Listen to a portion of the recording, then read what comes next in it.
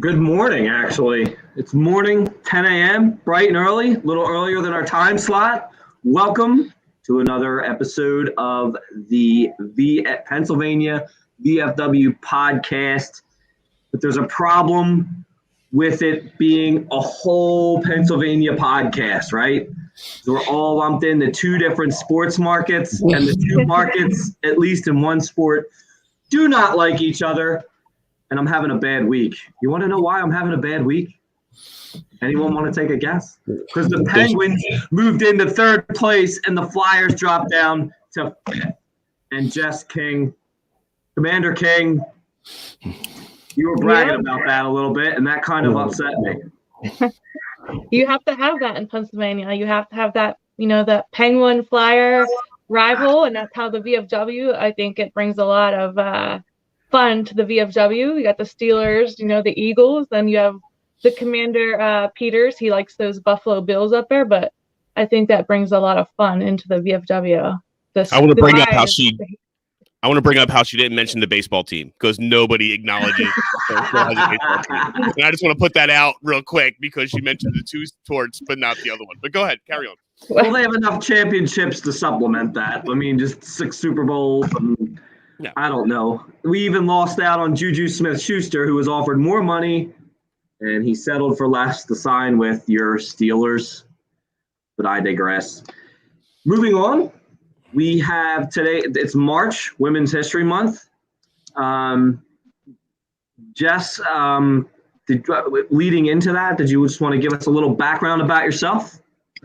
So I am a Marine. I went to the Marine Corps in '98. I got out in 2002. So I'm like a unicorn. I was there before post 9/11 or 9/11 happened, and then after it happened. So we're kind of like a unicorn. It was during that time frame where we had this one normal lifestyle. When 9/11 happened, it changed our whole world, right? We were going into this this war kind of mentality. We were gearing up for Afghanistan. They were gearing up for Iraq, but nothing was like set in stone. So in 2002, I was married at the time. My husband and I, we decided to get out. Little did I know, in 2003, I was presidential recalled. I was asked to come back in, or told to come back in, not asked. Nothing's asked. I was told to come back in. I was presidential recalled. I was stationed with truck company up in Evansburg, and we were part of the first wave. I'm going to say the second wave because one wave already went over. I was there, the 20th, so March 20th, 18 years ago, I was on my way to Iraq, getting ready for the invasion. So I was a truck driver in the Marine Corps. I got out of the Marine Corps. I wanted to pick up sergeant. My grandma served in World War II. She got out as a sergeant or E5 in the Army, and when I realized what rank she was in, I kept going to get that E5, the sergeant, and then I got out, and here I contribute now to the veterans space. I work in a veterans organization, veterans leadership program over here in Pittsburgh. We work with 28 counties, or probably 30 now, but we keep expanding up to Erie County. We're down in Washington County. I think we're over to Clearfield County. We do a lot of homeless prevention. Also, veterans that are homeless, we try to get them into housing. We have grant per diem housing, which is a transitional housing. And we also work on veterans who just need that a little assistance to make sure they keep their housing. And I also work in veterans court. Veterans court is big here in Allegheny County. I am the advocate for veterans who got into some trouble. Instead of putting them in jail, or if they are incarcerated, we try to get them out so that they can get the treatment that they need, such as the PTSD clinics. A lot of it's drug and alcohol, because a lot of veterans try to fix themselves before they get help. They try to medicate themselves with alcohol and drugs. Those are some of the big offenses that we see in courts. Some of the counties in Pennsylvania are starting to get the veterans court. I know Washington, Westmoreland, Armstrong. I'm not sure on I think the Philadelphia, but I do know that the VFW has started a vet court. They have a vet court chairperson. So they are working on trying to get that education and get that out there to the county so that we can, take care of our veterans here on the home front. So it's just a little bit about me. Well, I appreciate those are great things. I know someone in Philadelphia who does a great job with the Veterans Court as well. His name's Timmy Wynn. So shout out to him if he's on here. But I noticed doing a little background research on yourself. There were some really nice articles written about you and what you do in your area for District 29 and your post 8430 there. In one of the articles, I just want to quote one. There's two quotes actually that I really liked. I want to change the way the VFW is viewed in the younger and women veterans' eyes. What did you mean by that, and what are some things that you would like to change so that they see the VFW maybe as to change the way they view it, and how do you think they're viewing it now as opposed to the way you want them to?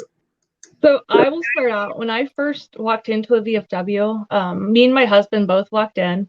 My husband, he retired from he was a Marine, then he retired from the Army. He did 24 years in the military. And when I walked into my local post, the first thing that happened was they went straight to my husband. They gave him that regular membership, and the bartender told me that social membership was closed. And I was like, oh, that's great. Can I get a regular application? Right. So we have to stop looking at, we can't have that stereotypical that, the white male, for instance, our commander, a lot of them have the high and tight still. You don't know who a veteran is nowadays. They can be females, they can have beards, they can, there's no definition. There's no description of what a veteran looks like nowadays. And a lot of us are women. We served in combat. We have that DD-214. We have those medals.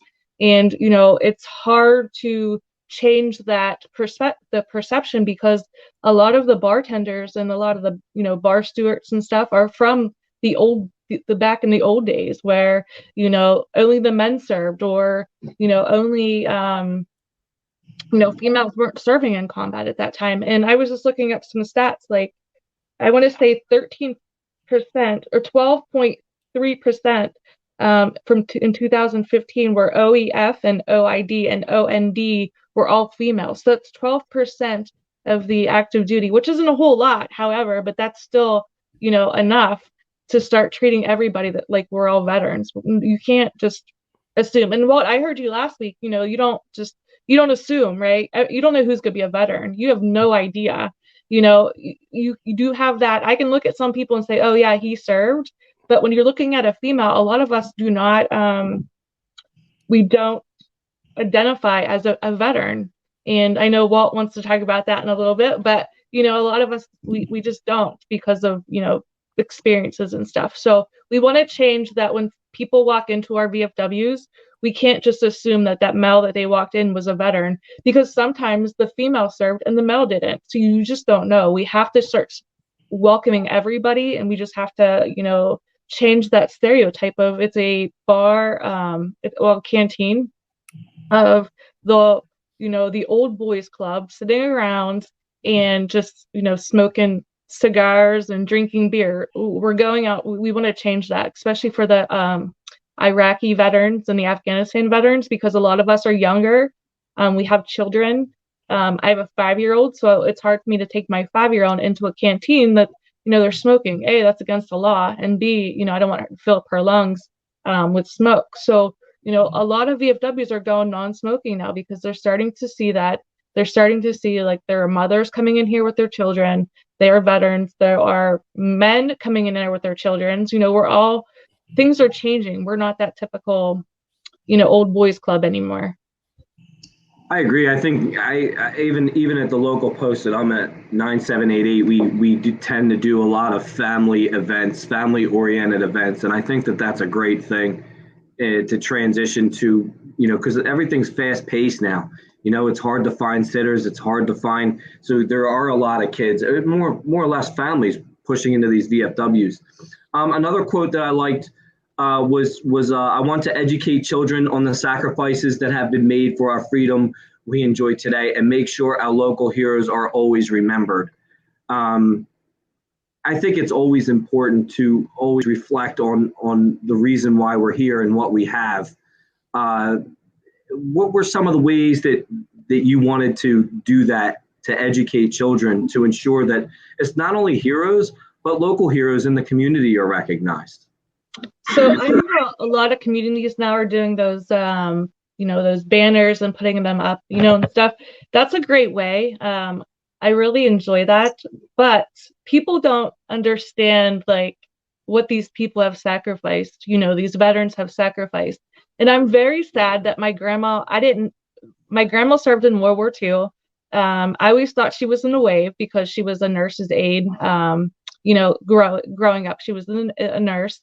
And I found out my grandma was a WAC. After learning how to read DD 214s and getting her history, I wish I would have learned what my grandma did. I found a picture of my grandma holding a pistol, and I was like, my grandma was badass in World War II. She was in Europe. She deciphered and enciphered information coming from, the enemies. And I was like, my little grandma was this badass. And a lot of times we don't learn about what our parents or our grandparents and stuff do until they're gone. And unfortunately, we don't hear those stories. So it's good to get into the high schools. We did a scholarship for one of our veterans. He was the last charter member. His name was Iggy. And we wanted a way to honor him before he died, because when you're dead, like, you don't get to hear the stories, or people don't know about you. So what we did is he didn't want anything from us. He didn't want anything. So what we did was his family came to us and said, hey, Iggy would like a scholarship in his name at the local high school. And I was like, oh, that's a great idea. And I was like, while he's still alive, it would be such an honor for him to get to pick the first recipient. And the first recipient can meet Iggy and hear his story. He was a World War II veteran. He was in a blimp. He was a U.S. Navy. And I was like, this is a great way to honor these veterans while they're still here. So COVID happened, he picked the recipient. COVID happened. The day of the shutdown, in May, we were going to have the word ceremony. And, obviously because of COVID, we weren't allowed to go into the schools. But Iggy passed away the day we opened back up on June 5th. And that's the day that the commander came. We honored the kid. And he died that day. And we couldn't bring him to the post because of he was in a nursing home and COVID. And June 5th, Iggy passed away. And it was like such a heartbreaking thing for me because I've been working with this World War II veteran for so long, and I wanted to see this through. And unfortunately, COVID shut down and just ruined all of our plans. But we need to get into the schools. We want to start educating the kids on, on veterans, not just Veterans Day, but, on Pearl Harbor Day, the invasion of Iraq, Vietnam Veterans Day is coming up on March 29th. We need to start showing the kids, we're not just a place where we can drink, but we need to educate them on the different traditions that we do. My 5-year-old knows she knows she has to stand for the Pledge of Allegiance. She knows how to say the Pledge of Allegiance. She's been putting flags on graves and memorial since she was 2 years old. So we need to start educating our children about all our history, and also the local history in our towns. Yeah, I think I already, you drive through small towns, at least around here. I know Lansdale's one of them, Hapro's another. I think Ambler, I think, has them. You drive through these towns, and on the left and the right of each side of the light poles, you have different members who served within that community.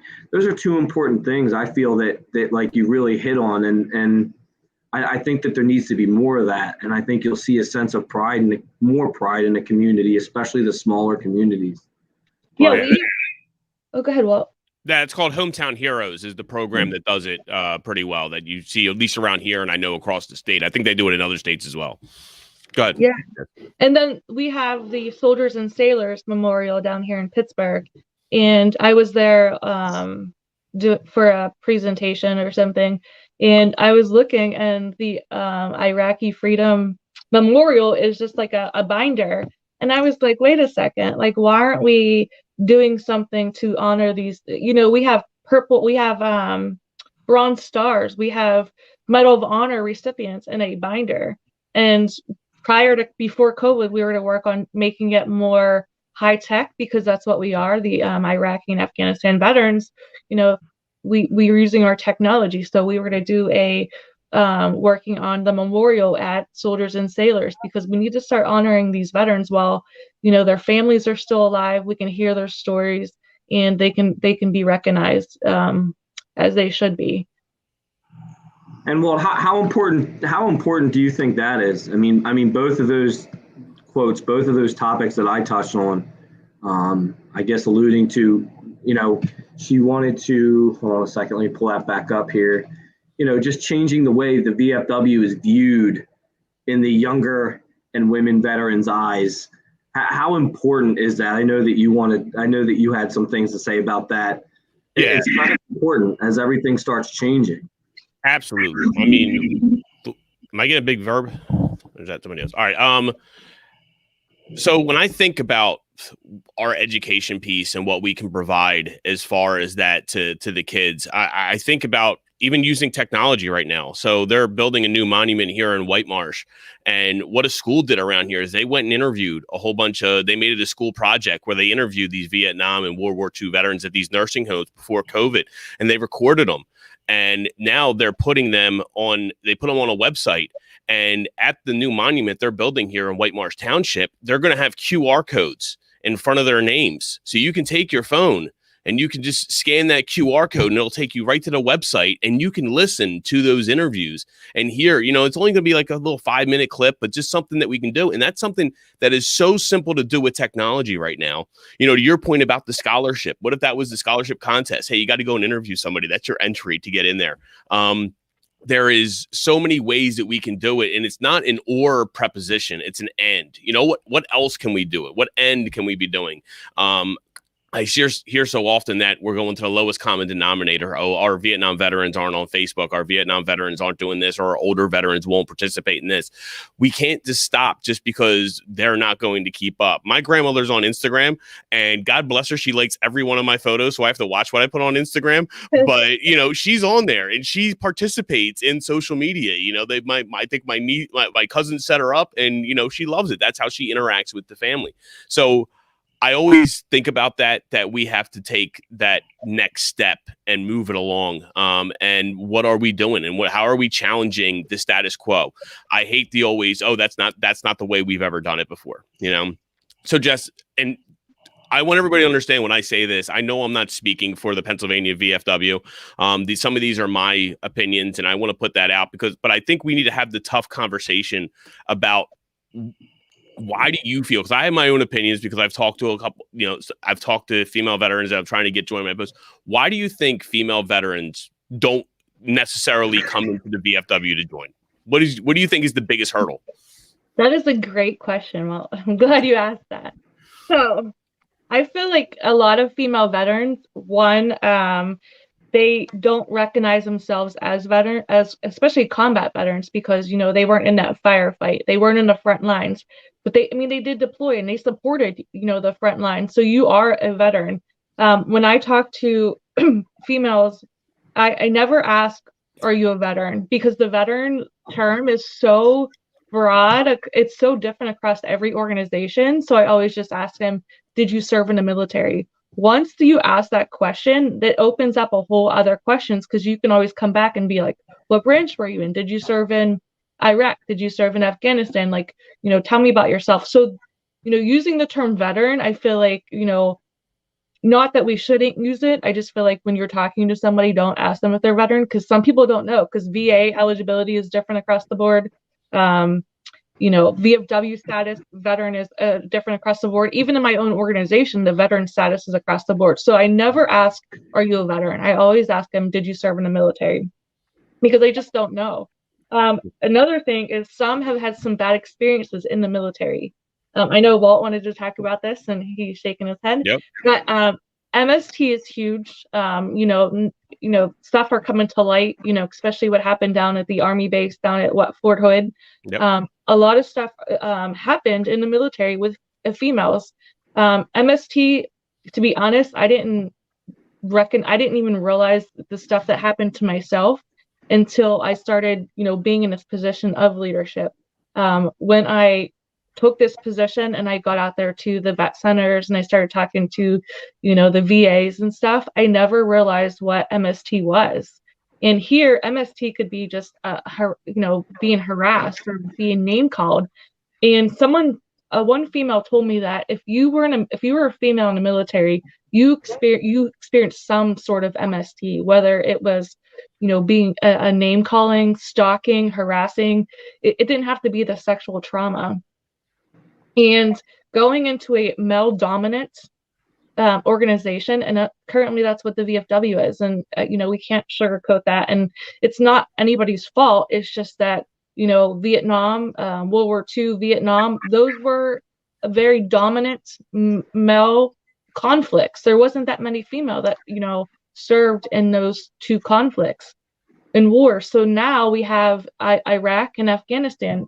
I just told you 12% of the Iraqi and Afghanistan and the New Dawn are females, so we have to understand as a organization that we have to change the culture of the VFW to get these females in. We have to treat everybody with respect. I'm not saying I've ever been treated badly at the VFW. I want to put that out there. I have great leadership, especially with Commander Peters, but walking into these canteens, you're going to have that. You're going to have the name calling, the staring, the uncomfortableness that comes with walking into a canteen sometimes. And even walking into a meeting, you're one of two one, I don't know many that have two females, but as a regular, you walk in and it's a male dominant meeting. And it's hard to stand up for yourself because you don't know how your male counterparts are going to react to what you say. And it's just, the biological of being a male female kind of world, so we have to start welcoming the females, and we have to understand that their experience was completely different than the male experience. You don't know what happened behind closed doors. You don't know what happened at the barracks or just not in public. And a lot of it, MST, is really behind closed doors, or it's very quiet because people don't want to bring it to light. And it's hard to explain. No, you're right. It's very tough to unpack, and I understand. You don't want to speak on behalf of all female veterans. You don't want to, and some of it is broad brush and some of those things. So I'm a big fan of Clubhouse. I don't know if anybody's on Clubhouse, but Clubhouse is this app where you can go into these rooms and people are talking about different issues. And I go into a lot of the veteran rooms, and one thing that I've been saying more and more, and because the only way it's going to change is if the female veterans force us to change it. For some of these places, it's the only way it's going to change. And what I mean by that is that you've earned the right to be in that VFW. If you're eligible to be an active member, I don't have to allow you to be a member. You are a member. You've earned that right. You've served overseas just like I did. The same way I've earned my right and I sit there is the same way that you have it. And I don't care if somebody's been there for 20 years before you, both of you have the same vote. You each have one vote. That's the way it works. And if the person's the commander, they don't even have the vote. I haven't had a vote in my VFW in 4 years. I can make recommendations, but as the chair, I don't do that. So I challenge the female veterans, or as you say, the female service members, to go back in there. And something you said really touched me because it's true. Our bartenders, 90% of the time, are the first contact a person has at a VFW.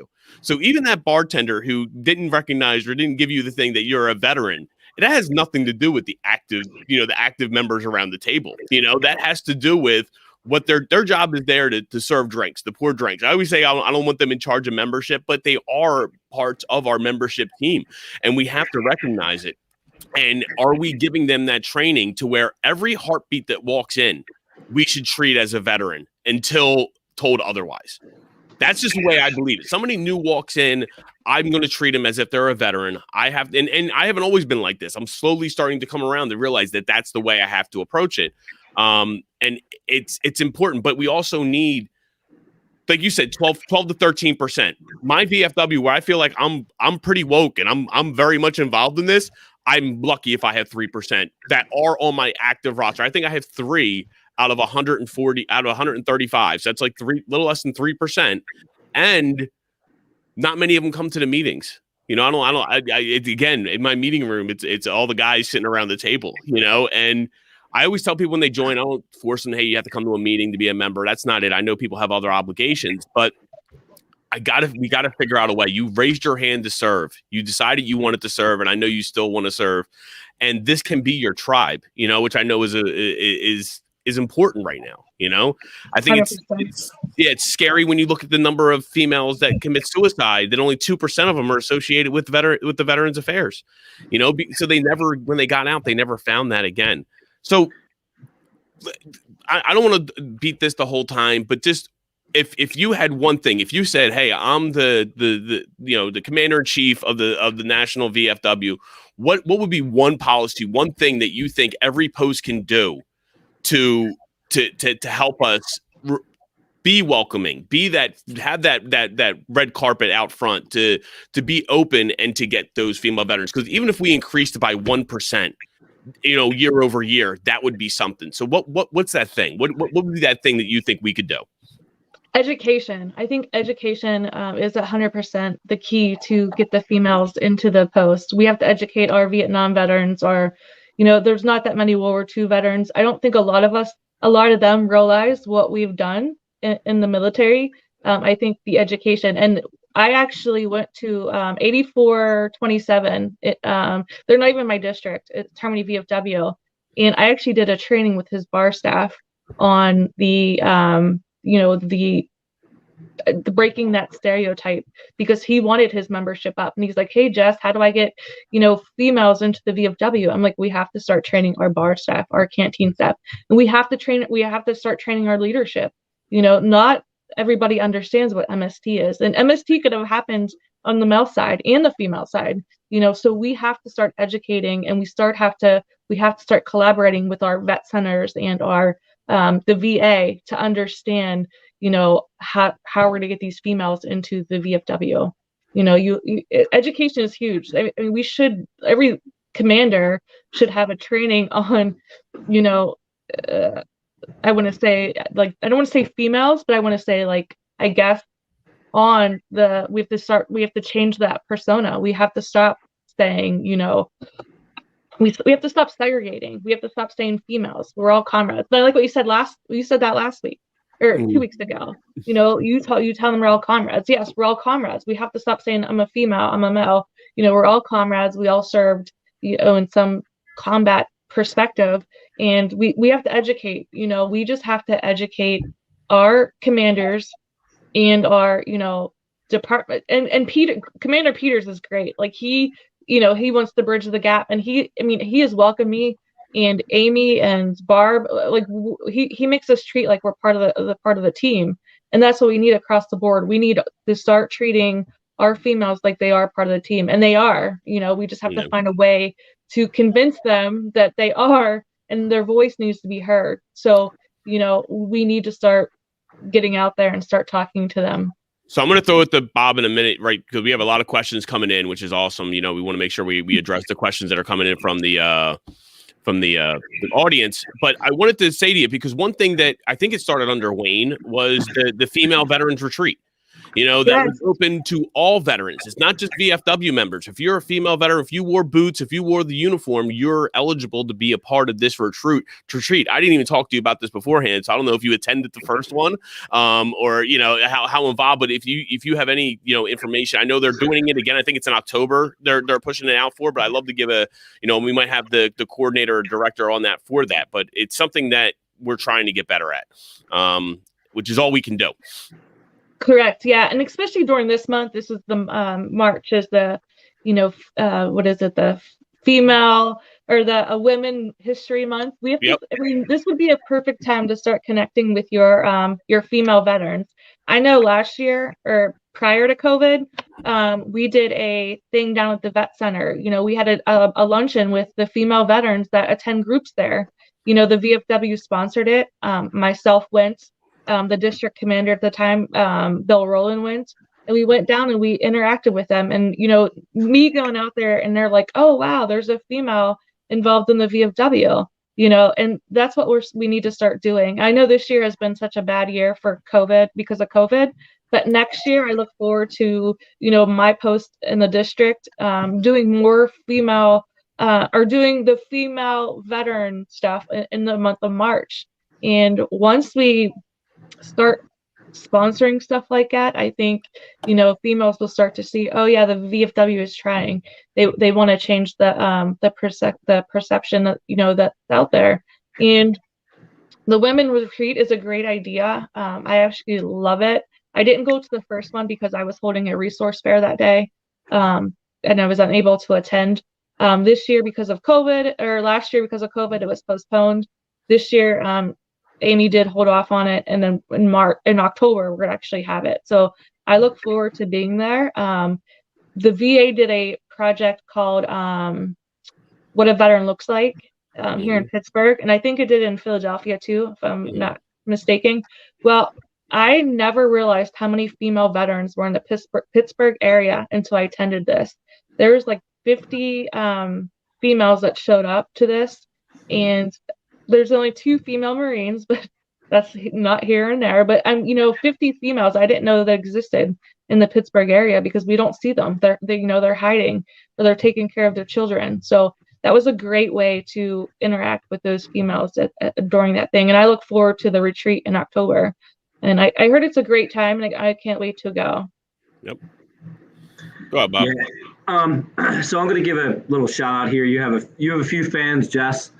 Amy Knight says you're a badass. She's a badass too. Sandy says hi. She has a question about. So she's the first question. It looks like she's a question about when a veteran is in a cemetery. Is it the cemetery's responsibility to place flags on the graves on Veterans Day, Memorial Day? So I am not sure whose responsibility it is, but I do know VFWs and American Legions across the board on Memorial Day. I know we get together and we go and place the flags on Memorial Day. I don't believe Veterans Day because of the weather, but I do know Memorial Day, a lot of us try to do it to pay our respects to those who have fallen. So I don't know whose responsibility it is. I just know, as you know, that's what I've always done, and I will continue to do until I am sitting in that grave and someone places that flag on my grave. So yeah, Sandy, I can tell you the same thing for our post. You know, we get 4,500 flags. We're responsible for almost every cemetery that's in the Colonial School District. I know every VFW and VSO. Sometimes it's not even a VSO. Sometimes it's a Boy Scout troop, Girl Scout troop that's responsible for it. Here in Montgomery County, we had a list of what we called orphan cemeteries, and that means that the VSO might have fell off and that there is nobody responsible for that cemetery. Depending on the specific cemetery you're talking about, I would reach out to your county Veterans Affairs. They can probably tell you right off the bat, these are the people who are responsible, and then you can reach out to them and see when they place the flags. We do our big cemeteries the weekend before Memorial Day, and then a week before it. On that weekend, we do it with some of our smaller ones in the area. But every organization has their own schedule, but I know we're always looking for volunteers. We've always reached out to the community. In fact, I got to put up on Facebook the dates, you know, when we're doing, because people are, you know, interested in attending. But it's always on Veterans Day. I mean, it's always on Memorial Day. Memorial Day is for those who have passed, and Veterans Day is more for the veterans who are still alive. So we don't really honor those who passed on. Now, if you want to still go place a flag on your loved one's grave, that's great. And I can tell you, my post, we make those flags available. As long as they're not going in front of your house and they're going on a grave, you can come and request a flag from my post at any time, and we'll give it to you, even if it's not in our area. I have people who come here just for the flag, and they'll drive to Bucks County or Delaware County because they're going to go honor their loved one with the proper flag, and we provide them for them. We have them right in the canteen area, and they can come and pick one up, no questions asked. I asked that you don't put it in front of your house because that's not what they're there for. They're really for the graves and blown. Same with Allegheny County. I know all of our VFWs have flags available, so if somebody needs a flag, they can definitely reach out to one of the VFWs and grab one. But I'm not sure whose responsibility it is. Exactly. All right, so next question is from Jim Brown. Morning, comrades. Jess, as a female in a leadership position, what are some of the challenges you feel you may face as opposed to your male counterparts? The respect. I know, it's harder for a lot of the older comrades to respect me because I am a female and I am younger. There's times where I really have to like lay down the gavel, should you say, to make them listen to what I have to say. And I was elected to this position. So, if you felt that I'm not doing a good job, come to the meetings and, put somebody there. But, I expect the same respect as you would give a Vietnam veteran in the same position. And respect is huge. I haven't really encountered it a whole lot. I have people send me stuff, and I don't know if they do it on purpose or not, but when they send me letters, I feel like they put my husband's name on there because they put like Commander Richard King. And I'm like, wait a second, like, how do you know my husband's name? But, I think it's the respect, it's huge. I'm in a leadership position. I earned this right to be here.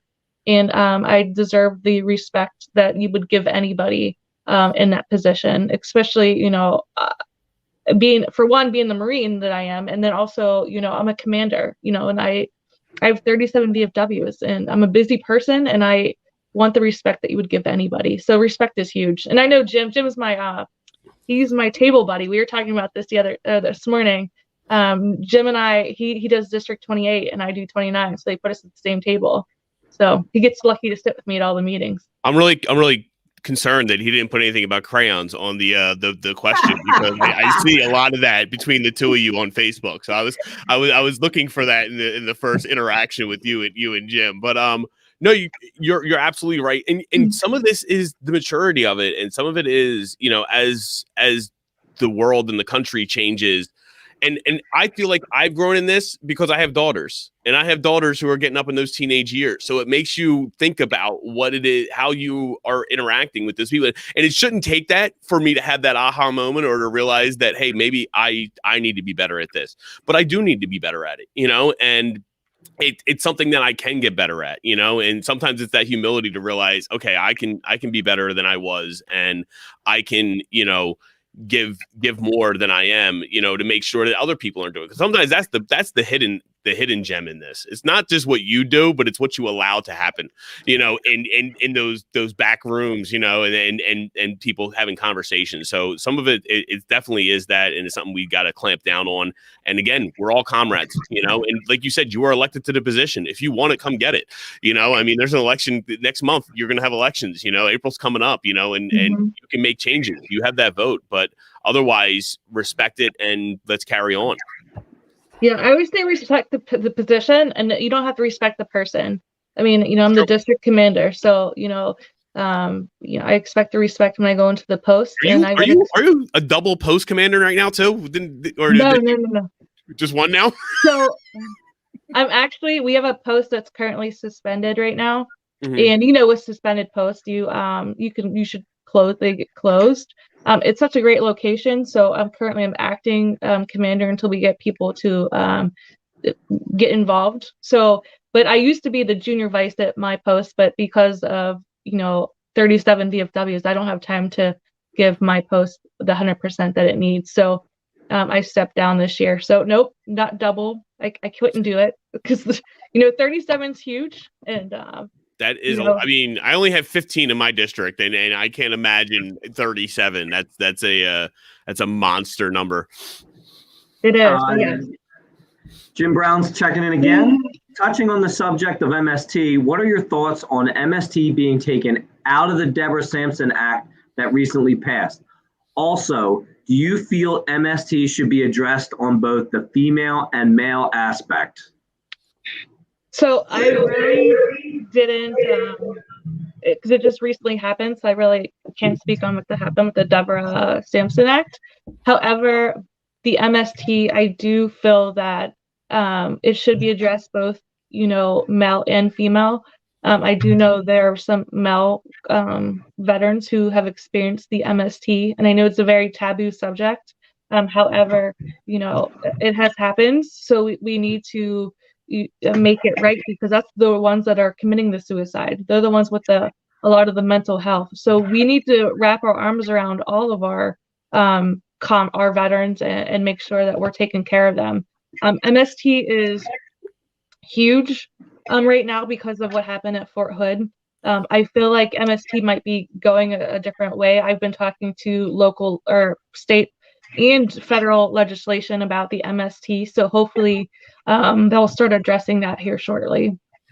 But it's one of those things we can't let die. Yeah, Fort Hood's right now, but guess what? Aberdeen was before that, and there are always these ones that bubble up that we all of a sudden it's the focus for a month or two, and then everybody gets distracted by what goes on next with their day in day out life. So I feel like we've had that challenge come up before and we're not rising to it. And it's going to take us going to those legislatures and going to our local. I always think politics start at a local level, so I always try to, what can I do here in my local town? What can I do in my county, in the state? Everybody, I was down there for the legislative conference, or at least virtually down there for the legislative conference, joining Jim Brown and Dave and hearing them. And we met with a lot of people, and fortunately we had a lot of Congress people. We had a lot of people from Washington actually on the call, not just the staffers. Sometimes we always get stuck with the different junior staffers that are there, which are great. They still hear us and they respect our time, but we have to keep pushing it. Deborah Sampson was passed. And I even pushed Deborah Sampson, when's it going to be enacted? That's the next question. So many times legislation is passed and nothing, and it just sits there in a drawer, and is never put to the next, never given funding to be enacted to have these things. I walked to the Philadelphia VA, and it's a great building and has a lot of potential, and they're doing a lot of things down there in Philly, but they have to take that next step. To have everything in-house for the female veteran. Too often they're quick to push them out to Temple and Penn because we have these great university hospitals that are in our area. And sometimes you don't have that in these rural locations like where Jim's at. They need to make sure that at these small VA vet centers and things like that, they're pushing all of that out. Again, I don't know what Jim's talking about with the MST being taken out of the Deborah Sampson. I'm sure it's about whether or not they're receiving disability or they're receiving care for those things. But even if it's a psychological or whatever they might need, but it's something we got to keep pushing for. It's the same thing we're doing with Blue Water. Blue Water had to keep me pushing. Agent Orange got pushed, and it took them years later for them to get Blue Water done for those guys who were on the ships off the coast. They're not going to give it to us without a fight, and we got to keep pushing and fighting them. And I can tell you that MST at the vet centers, I know the vet center where I belong to, they were starting to you can't attend. I know they just passed that law where if anybody experienced MST, regardless if you served in combat or not, you can go to the vet centers. So I do know that. I want to say the Pittsburgh VA is great. They have a great women's program there. They are pushing the MST. I do know MST currently is not a separate compensation at this time. You have to have PTSD based on your MST, which is kind of like it's kind of odd to me, but I feel like Jim and Dave and you guys at the VFW, I know you guys will continue to push for it, and I look forward to helping Jim in any way I can with and Dave and pushing that through. MST is something that was a very taboo subject, and it's I mean, no one knew what it was. I was talking to Walt earlier, Bob earlier. I had no idea what I experienced in the military, what it was called. I just thought it was like an everyday kind of thing, but now they're calling it MST, and I had no idea. So, and with Jim saying, I think we should not the men and women should be a part of that if men have experienced MST as well. Yeah. And thank you, Jim. Good morning, Jim, by the way. He's paying me back. He said much respect, Commander Jess King, and Walt, I just dug out a box to give her next month. There you go. See, a box of crayons. There you go. I knew it was coming out. He's gonna stick it in my on my desk. I'm sure he will. My table. Tell them replace all red ones. I prefer blue. The flavor red. And that's the good stuff. Like, that's the good ribbing that we do, and that's the thing we enjoy, and you know, getting together and being able to share some of those stories and things like that. So I don't want to just be all focused on MST and that. I want to focus on some things that I see you doing. So you run like a thrift store out of your VFW. Like, can you talk about that or explain a little bit about that? So I mean, I'm always sitting here and I think I have ADHD sometimes where like all these ideas just keep popping in my head. So I do work with the homeless population. I do work with the veterans at risk for homelessness. And what I found out is that a lot of them don't have clothes. You know, a lot of the veterans that I work with are incarcerated, you know, when they had some kind of maybe like a PFA or something and they can't go get their clothes. So everybody keeps donating, like people love to donate to VFWs. And I kept getting all these donations. And I'm like, what am I gonna do with all these donations? So what I started doing is we had a room upstairs at our post, and I was like, let's make us a thrift store. And so what I did was I, you know, went through the donations, I cleaned them if they needed cleaned. And then any veteran, I work with PA Serves a lot, or, you know, any organization, if a veteran needs some kind of clothing, they're welcome to come to the post and just pick out what they want. You know, they can, a lot of it's brand new. A lot of the stuff that I get, so they can come in. I sell a lot of it online, you know, with Pushmark and, you know, Facebook and stuff like that. And then all that money will go back into the homeless program. So it's a twofold, right? So I'm clothing veterans, and I'm also putting that money that I do make from the clothing that was donated, and I put it into the homeless program. I'm constantly trying to find ways to get into the community. I've also worked with, our school has a free clothing store for their kids that can't afford clothes. And I've worked the donations that I have that are teenage clothes or, you know, kids clothes, I give them to the school so that they can have it for their free store. Yeah, I was blown away when I first saw that. You were like, yeah, the thrift store is going to be open at the VFW. And I'm like, what is she talking about? Like, what is she? Because that's the next level thinking. And that's what having, and I don't want to say only a female could have that idea, but that's a very female centric. I'm going to open up a thrift store. I'm going to make it available on Facebook Marketplace. I'm going to put it all these other places, and then we can just circulate. Because you're right. I get calls all the time. Walt, we have this huge donation. Now, mind you, my posts were very small. We have a very small building. We're probably one of the smallest buildings in my district. And I don't have the space to necessarily run a thrift store. I don't even know where I would do it, but I love the idea.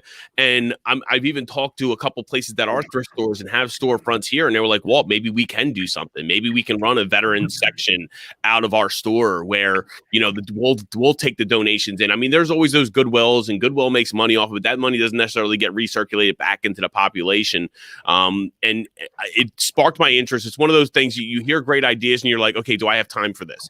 You know, do I have time to actually implement this? So I'm very interested in it. I wanted to highlight it because any other posts that are looking for something else to do, it costs you nothing. Like you said, they're donations. The biggest thing it costs you is your time, which I know your time is very valuable. Time is a very valuable thing, but I think it's such an outstanding way to leverage what we're getting and take care of vets, because that's what we're here to do. Correct. And also during COVID, we were like, you know, we started working with the food banks here in Allegheny County, and we have VFWs in every community. At most, I want to say most, right? Mm-hmm. So why don't we utilize? We're shut down. We can't serve. You know, we can't open a canteen. So my senior vice, John Kaufman, he started a food bank out of his post. They started delivering food to veterans that were calling in. We started delivering to community members that couldn't get to the food distributions. And then I also worked, you know, I was like, hey, that's a great idea. And Pittsburgh's so big. And I was like, let's do it in our post too. So we started doing that. We started running food distributions out of our post. And we were also, you know, delivering food to people that, you know, the elderly that could not get out to the food distributions, or those who have, you know, immune compromised, you know, and they can't get to the stores and stuff like that. So we were delivering food, you know, to people in our community and veterans so that they would have food during the COVID time, this time of need. Also, what I did was, and I was like, all right, well, I don't have time for this to do it all the time. So I created a food pantry. We had a nice porch, and it's right on a busy road, and it's very it's a well central location. And I was like, well, we keep getting all these donations and people want to drop off food. I was like, why don't we just have a food pantry on our porch? Let's figure out a way so people can just grab it and go. And veterans, they're very a lot of the veterans don't want to ask for food, and they like they have that taboo, and they're like, oh, I don't want to take something that's not mine, and like someone else can use it. So I created a food pantry on our front porch. People can just go there. They can take the food whenever they want, no questions asked. We don't screen them, we don't question them. They can just take whatever they need at that time. So we should start utilizing our post, because we do have that, we're in that community locations. We should start utilizing that, and that's another way to get members. I think our membership has grown since we've started doing that stuff. Give back to your community, and your community will give back to you. So how does that work when you say it was for veterans? Do you get people who are not veterans who try to come and get the food too? I mean, do you turn them away, or no. Is it veterans' preference? Nope. If they're a veteran, we make sure, like, when I'm giving them food, we give them the resources. Like, I know the organization that I work with, Veterans Leadership Program, we have a military share once a month. So I make sure that they know that. And we're not trying to weed them out. If they need food, they can take the food, but we do ask them if they're veterans, just so that we can give them, the other resources. We make sure it's a continuous basis for that veteran. I know there's a guy who, the food bank actually called me and asked me if I can make sure this veteran has food once a month. So every month we take food out to him to make sure he has the food that he needs. He's a disabled veteran. He's wheelchair bound. He can't get out. And we just make sure we drop food off at his porch every month to make sure he's getting the stuff that he needs. But no, we open up to the community. Again, VFWs, we also have to take care of our community, and our community will take care of us. So absolutely.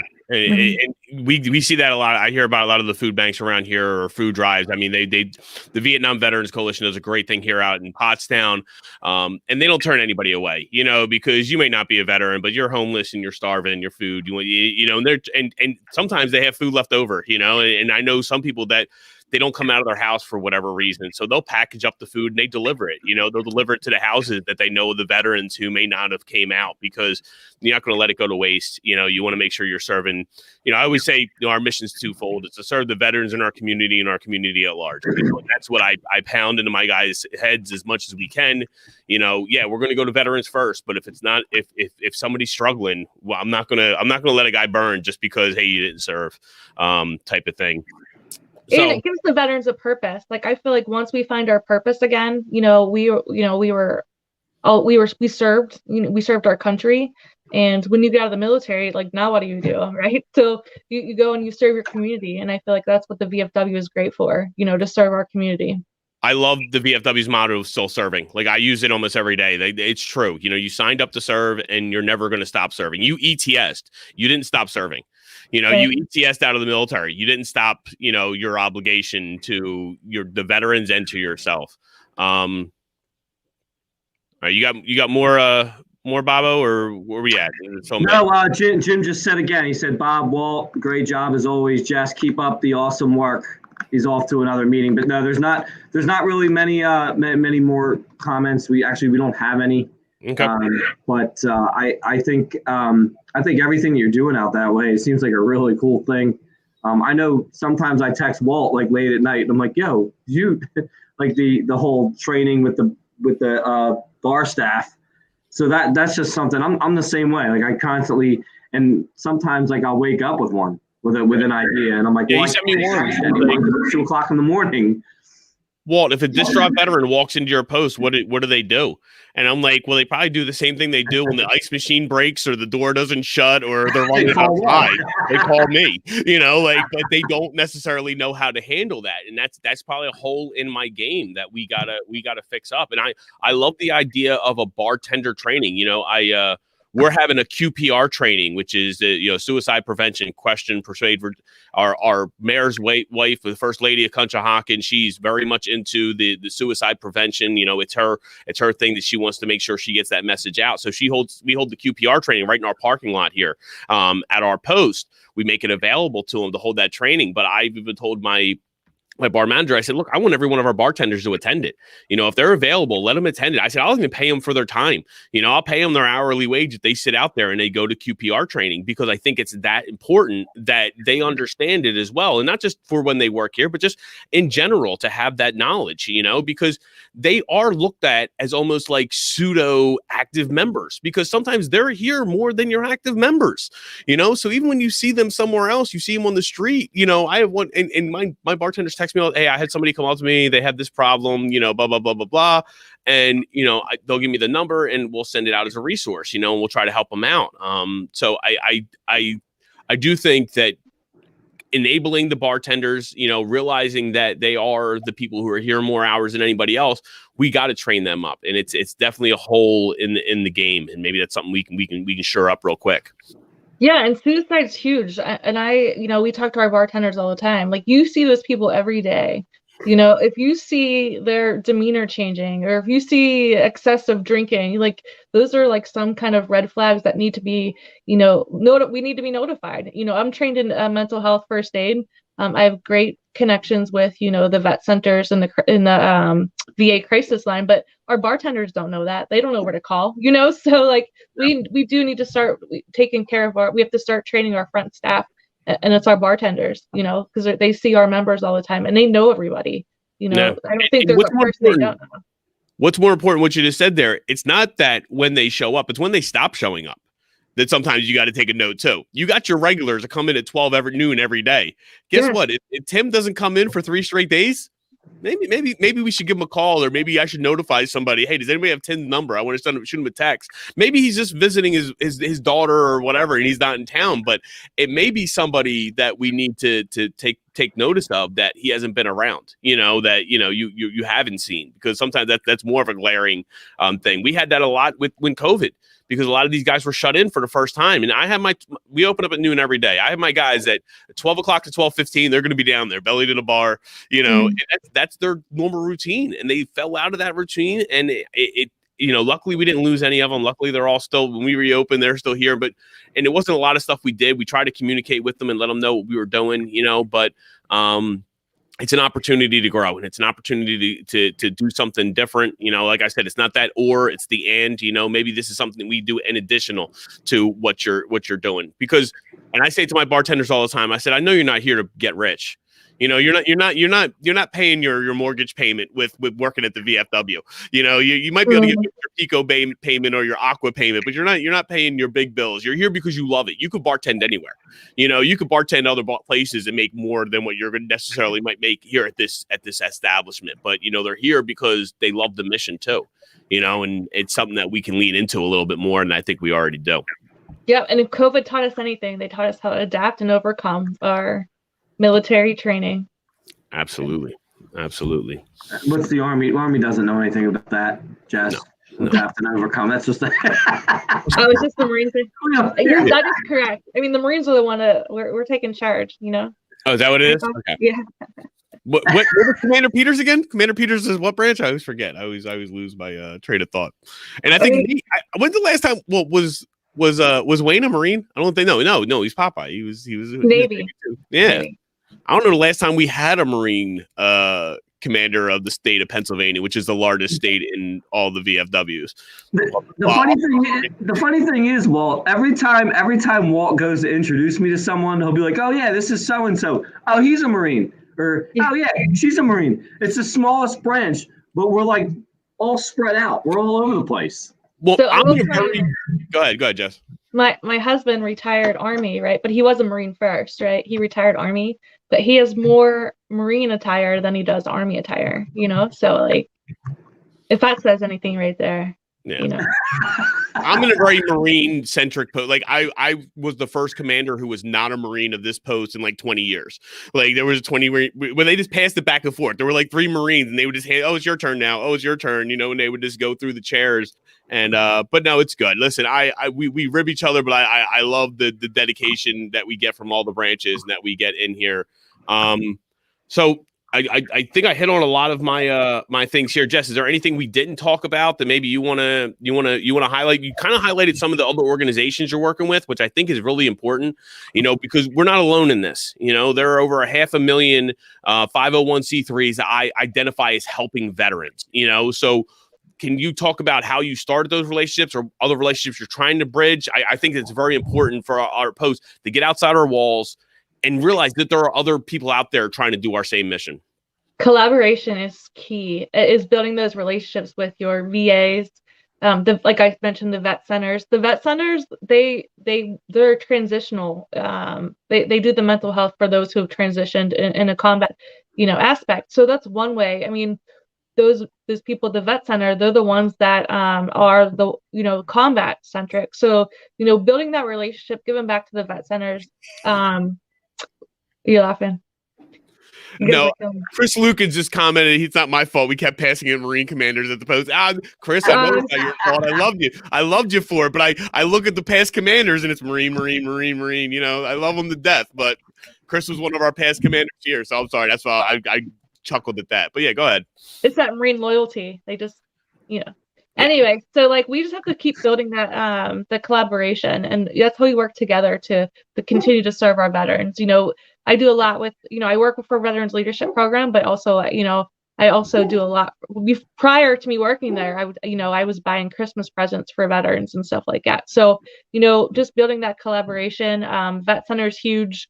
The VA, and also it's teaching us stuff. It's teaching us about the mental health. We're not therapists or we're not psychologists. We're just a veteran. That we have to start taking care of our own, and especially in the VFWs, we have to take care of our other members, and that's one way to learn about mental health and PTSD and all this stuff that's coming up. MST, that's where we learn all this stuff. Let's do trainings with the vet center. Let's learn about MST. Let's learn about PTSD, and building that. Collaboration is huge. We can't do this alone. I always say it takes a village to take care of one Marine. And that's one veteran. So you got me saying a Marine thing. So it takes a village. Oh, good. It takes a village.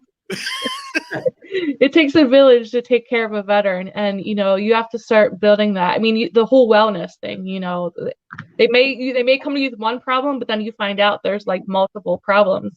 And that's where you start reaching out to the organizations. And it's good to know as a commander and as the bar staff, it's good to know where these resources are, because, you're not always there. And if they come in, you have a homeless veteran, and what do you do with this homeless veteran? And with homelessness, it's good to get that person right then and there, because they don't have cell phones. They may not have, they just may not have anything at that time, and it's good to connect them right then and there to the services. And it taking the time to learn prior to that incident, preparing for combat and stuff. You want to know where to contact and who to reach out to with these veterans. So collaboration is huge, and it's great that when Commander Peters came down to my district, I took him to meet the director of Allegheny County Services. Because we need to start collaborating with our other VSOs and our other organizations out there that are taking care of veterans. And it's another way we can start weeding out these organizations that say they take care of veterans and they really don't, and they come to us looking for hey, Walt, have you worked with so-and-so? And we're like, dude, don't work with them because, they're not veteran centric or whatever. So as leaders, we should start building those relationships and collaborate. And start working with each other. How do we give back to our veterans? I think one of the best ways to reach out is to go into universities and local colleges. Oh yeah, for sure. To go into veterans organizations and student veterans clubs to they're always looking for projects to do in the community, along with the Girl Scouts and the Boy Scouts. Yeah, Bob, you hit it right then. Southside was a struggling post, and their membership was, I think their median age was probably in their 70s, and it's a college town, the south side of Pittsburgh. It's a very bar centric place, right? And the VFW is right there. So what we did was, my senior vice again, John Kaufman, went into the University of Pitt. They went to Duquesne. They went to other colleges, Carnegie Mellon, and reached out to the student veteran organizations and said, hey, this is we welcome you back to the VFW. Like, what are some things you're looking for? And one guy from Duquesne was like, I want to play bingo. And I'm like, bingo? Like, a college kid is saying like he wants to play bingo. All right, we have a bingo hall. Let's get these veterans in and play bingo. So those are some things. And then the past week I was with Mission Continues. Mission Continues is a national organization where they, revitalize, these lower income areas. And we were out cleaning, a bunch of veterans. They have platoons. They have like a platoon sergeant and a platoon commander and stuff like that. And they had squads that would go and, we're cleaning up some basketball court in the outskirts of Pittsburgh, right? So we were cleaning it up and giving back to the community. So those are some things that we just need to start doing. And it gives that veteran that purpose again. Once they start finding a purpose, they start finding the friendships again, the relationships that they had while they served. I think suicide would be, I think it would reduce the suicide and the mental health. So you did a lot there. So is there any other organization? We usually do shout outs at the end. Any shout out for an organization that you think needs a little bit of light thrown to it, or you threw a lot of names and a lot of organizations out? I'll do a little bit of research. I'll listen to this again, and I'll try to put links to everything in the show notes. But anything that any specific organization you needs help that might be able to in your area there in Pittsburgh. Well, obviously, because I work for Veterans Leadership Program, I'm going to give them a shout out. We've been doing so much great things. We're expanding. We mentioned we're expanding to Erie County, Altoona. And we have such a wide range of organizations. And when I talk to the police departments and stuff, I say, drop the veteran off at VLP and we will make sure that veteran gets taken care of, because we have the connections and we collaborate a lot with other organizations. So Veterans Leadership Program is huge, especially, with homelessness and employment. We have employment services. We have Project Journey, which is a female-centric program. The person that runs it is great, and she's so well connected. She's actually a drill weekend this weekend, and she's texting me, and I'm thinking like, we never had texting whenever I was at drill. But anyway, Project Journey, and most of us are our veterans, and the civilians that we work with are great at their jobs, and they want to take care of the veterans. So Veterans Leadership Program is huge. Also, shout out to the VA in Pittsburgh. The COVID response that the VAs have done is like fabulous. I got an email yesterday saying that they are opening up the COVID shot to all veterans, regardless of age, VA eligible. And that's huge right now. I got my shot. I got a call, I want to say a couple months ago, and they're like, hey, we have some extra shots. Can you get this word out? And, a bunch of us younger veterans went and got our shots. And I think it's huge for us because we do interact with a lot of the older veterans. And it would kill me, not kill me, but it would destroy me if I found out that I gave a younger veteran or an older veteran COVID and he passed away. So I'm glad that, the VA is doing that. Also, the Vet Center, I think, is huge because, they do handle the combat veterans and they do the transitional and NMST. So huge shout out to the vet centers and everything that we're doing. And you guys. Well, I told you the other day, I was like, or the last time we talked, I was like, I want to do a podcast in my area. I'm like, you start it first. But, because Allegheny County is so big, and I was like, one way to connect with my commanders is to do a podcast for the veterans in Allegheny County. So great job on starting this. I'll be reaching out to get some insight on this, but you guys are doing a great job getting that word out there to, the Department of Pennsylvania. We're the biggest in the nation, and, getting connected is huge right now. Yeah, and now you have the open thing. Now you got to like nominate 2 more people that are in your county or in your area that maybe we could talk to, because we would love to. We want to make sure we're hitting both sides of the state. So please, send us any names, everything going on. So my shout out's going to be for the Rough Ride. Rough is RUFF. Like the dog Rough. This is a 24-hour spin event. And it's pretty much, you spin, cuddle, repeat. So you spin on the bike. It's a stationary bike. Then you go play with the dogs, and then you go get back on the bike, and you have a team. And it's 24 hours long. You have a group, a team that's going to do it. So you're tagging in and out to keep the bike spinning the entire 24 hours. And the reason why it's really interesting. So Erica runs the event, but it's Nick's organization, the Rough Ride, and they're both members of my post, both active members here, and it ties into both sides of the state. So that's why I wanted to bring this up, because they're doing a Rough Ride in Philadelphia at Citizens Bank Park. We're going to be on the field doing a Rough Ride from June 26th to the 27th. That's going to be the Rough Ride for Philadelphia. Then on August 28th, they have what they call the Oil to the Iron, which is from Oil City to Pittsburgh, Pennsylvania. They're going to be doing another Rough Ride. And then there's a Rough Ride Pittsburgh, which is in Shanley Plaza at the University of Pittsburgh on September 24th and 25th. So they have 3 events. Just so you understand why they ride to provide money for trained service dogs at no cost to local veterans, including those suffering from PTSD and traumatic brain injury. Service dog changed lives of veterans by providing physical support and performing complex tasks, enabling veterans to heal. And it's all based around Team Foster, which is motivated by Captain Eric Foster, who was killed by engaging enemy forces in Iraq in 2007. It's a great organization. I've done the Rough Ride the last 2 years. I'm not a guy who rides a stationary bike. I usually bring the team down when I get on. I'm just a showstopper. I'm a keeper in between 2 guys who are good at the bike pelotons and doing all that. But it's a great event. It's a party. Everybody's out there for the same event, for the same purpose, to take care of veterans. And it's one of those things. I'm thinking about maybe getting a VFW team just for the Philadelphia ride. I think I get some of the local VFWs to get involved, and if everybody donates 2 or 3 members, Jess, it may be something you want to take a look at it, because I know they need volunteers and help. If you look at it on my Facebook, Rough Ride, Erica Webster, big proponent, female veteran. She was in the Army. She was down at Gitmo, as an MP. So she has some tough duties. She has some stories. But I totally advertise and shout out that organization. I will definitely look into that. It looks fun. I just want to see those guys like cuddling with the dogs. Absolutely. Yeah, absolutely. I'll get some cuddle time in with a pup. Come on now. Anything for you, Bob? Yeah, I'm actually going to be a little cliche here. I'm going to give a shout out to all the VFWs out there, and that is like not only statewide but like nationwide. If you're hearing this and you need something, you're a veteran.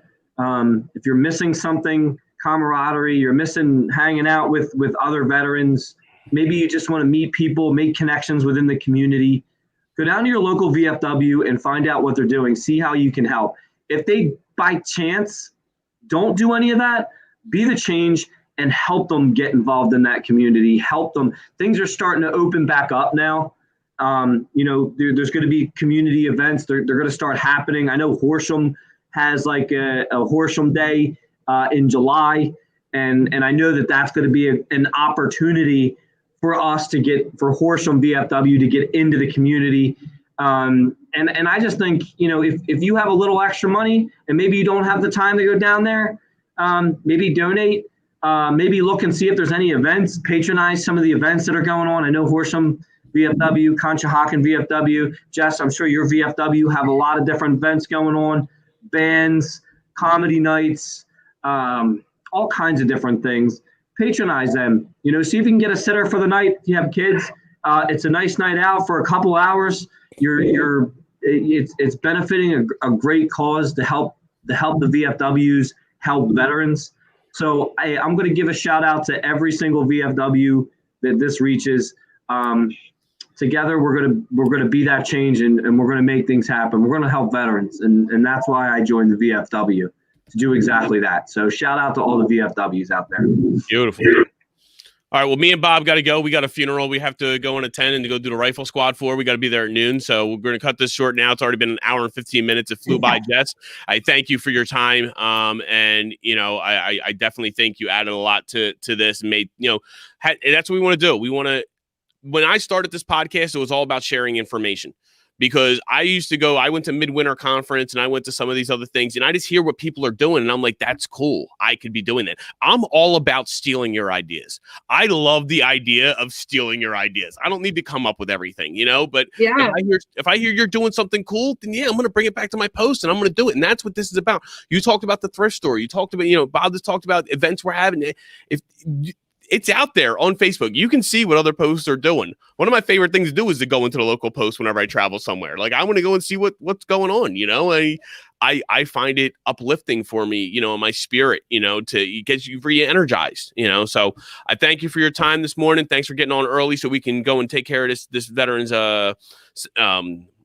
rifle squad. I can't wait to shoot off the boomsticks and start my morning that way. But thank you very much, and we'll be in touch. Thank you for having me. I just want to add, if any veteran, any commander, anybody has if they need help getting the females, please reach out to me. If you have issues in your post, please reach out to me. I know Amy is available, so please utilize us. We're here to help and we're here to educate. Yeah, I didn't even bring it up, but I meant to because I wrote it down here. But we had one of our members here, and his aunt was a member of the female Marines, and they didn't have a place to meet. And one thing I do at my post is that I don't care what the 501c3 is, even if it's not veteran based, if you want to meet here, I'll give you, as long as the meeting space is not used, it's yours. Please meet here. So one advantage we have is the brick and mortar locations we have. You talk about you have 37 brick and mortar locations. You know how many 501c3s would kill for that? Most of them are meeting around at their kitchen table, and doing it in their garages. So, all right. I know Bob's got a longer drive than me, so I'll let everybody go. Peace out. Bye, guys. See ya. Later. Couple weeks. That's it.